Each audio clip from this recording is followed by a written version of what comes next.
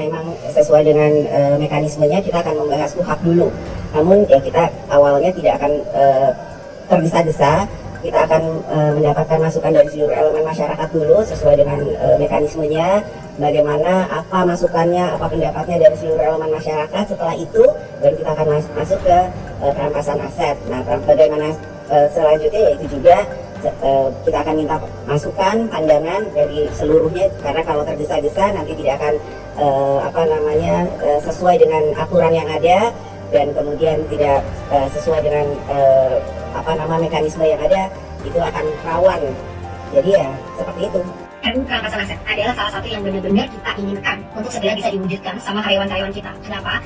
Teman-teman, 68% orang Indonesia itu masih hidup dalam kemiskinan. Menurut data World Bank, dengan penghasilan $8 per hari atau kurang gitu ya. Padahal kekayaan alam kita itu sangat melimpah banget, banyak banget datanya kalau kalian cari ya, betapa luar biasa kekayaan rakyat Indonesia, alam Indonesia. Tapi kok bisa rakyatnya miskin? Ya karena kekayaannya dirampok dan tidak ada pemerataan atau persebaran kekayaan yang benar-benar menyentuh dan kesejahteraan masyarakat. Kenapa RUU perampasan aset ini bisa jadi bagus banget? Salah satu cara yang bagus gitu ya untuk juga ikut memerangi korupsi.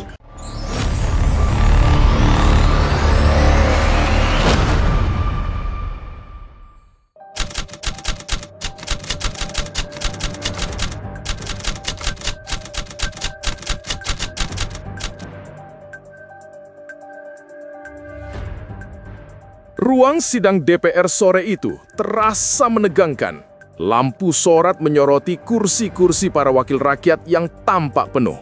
Di tengah hiruk-pikuk, berdirilah Salsa Erwina, seorang aktivis muda yang mendapat kesempatan bicara dalam forum resmi. Suaranya lantang, tatapannya tajam. Saudara-saudara, sampai kapan rakyat harus menunggu? Sampai kapan kita terus membiarkan aset hasil kejahatan, hasil korupsi, merajalela tanpa bisa dirampas oleh negara? Suasana hening, hanya suara tepukan meja kecil dari beberapa anggota dewan yang mendukung. Di seberangnya, Puan Maharani dengan wajah tegas mencoba menahan arus keras desakan tersebut.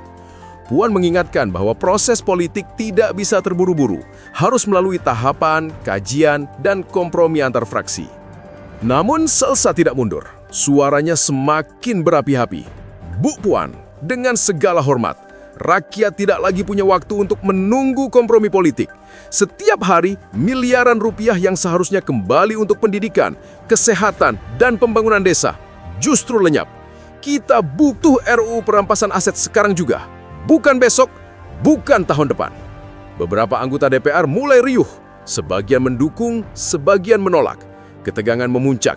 Salsa mengangkat tangannya, menekankan setiap kata. Kalau parlemen terus menunda, itu sama saja dengan membiarkan para koruptor tertawa puas.